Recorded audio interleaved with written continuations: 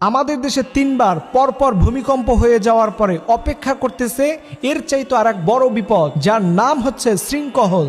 এই শৃঙ্খল বুঝেন, ভূমিধস। দেখবেন বড় একটা জায়গা জুড়ে হঠাৎ করে মাটির নিচে গেড়ে গেছে, শপিং মলের সামনে গেড়ে গেছে, বড় বড় জমিনের মধ্যে গেড়ে গেছে। আপনারা দেখবেন ইন্টারনেটে সার্চ করলে গোটা পৃথিবীতে অনেক জায়গায় এরকম ভূমিধস হয়েছে, শৃঙ্খল হয়ে গেছে, মুহূর্তের মধ্যে সব কিছু হারিয়ে গেছে। এই কথাগুলো যে সত্যি, বর্তমান বাংলাদেশের বিজ্ঞানীরাও সেটা বলতেছেন যে বাংলাদেশ এমন একটা ভৌগোলিক জায়গা অবস্থান করতেছে যেখানে 3 দিক থেকে 3টা টেকটনিক প্লেট আছে। এই টেকটনিক প্লেটগুলোর একটা নাম হচ্ছে Eurasian plate, Indian plate, Burmese plate. এই বার্মিজ প্লেট এবং ইউরেশিয়ান প্লেটের নিচে চাপ সৃষ্টি হয়ে আছে দীর্ঘদিন ধরে।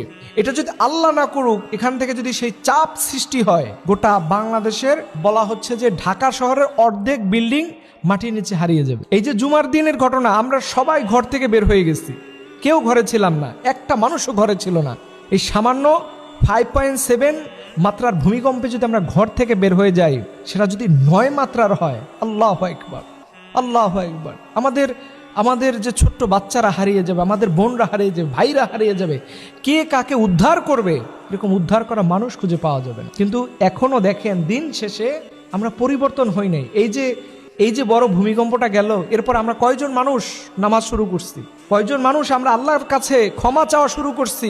অথচ নবীজি বলছেন, যেই জমিনে ভূমিকম্পে আঘাত আসে, ওখান থেকে আল্লাহ তাআলা সিগন্যাল শুরু হয় যে তোমরা অপরাধ করতেছো, তোমরা জেনার সাথে, নারীর সাথে, নেশার সাথে, অবৈধ ক্ষমতার সাথে সম্পর্ক করছো।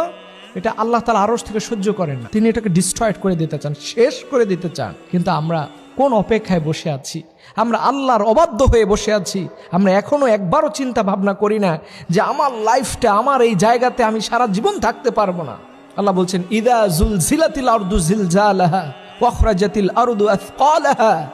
যেদিন আল্লাহ তাআলা ঝাঁকুনি শুরু করবেন, পুরো পৃথিবীকে আল্লাহ তাআলা উপড়ে ফেলবেন, জমিনে গর্ত হয়ে যাবে, সব কিছু মেসাকার হয়ে যাবে।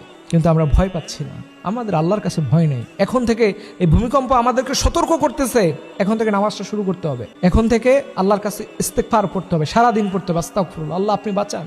শহরের আমরা শহরে আমরা সবাই থাকি, কম বেশি সবাই থাকি, গ্রামেও বাড়িতে বিল্ডিংয়ে থাকি। আল্লাহ জানে এটা কি হয়ে যেতে পারে, আল্লাহ ছাড়া কেউ জানে না। এই জাতির উচিত হচ্ছে গোটা পৃথিবীর সবাইকে নিয়ে আল্লাহর কাছে ক্ষমা চাওয়া, আল্লাহর কাছে মাপ চাওয়া।